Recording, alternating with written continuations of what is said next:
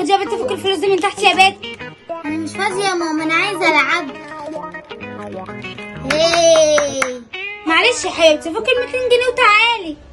ماشي يا ماما، احدفي ليكي هنا وانا هجيلك تاني. افكها منين؟ اي حد ماشي في الشارع قولي له فكها لي وهو هيفكها لك. حاضر يا ماما، انا شطوره يا ماما، هروح واجي على طول.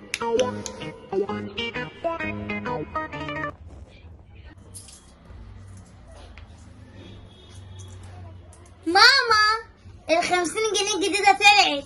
ايه ده بجد؟ وريني يا ماما. دي 50 جنيه لجنيه يا بنت العبيطة يا خراب. هي ماما، مالك؟ هي شكلها اغمى عليها عشان ال50 جنيه الجديدة.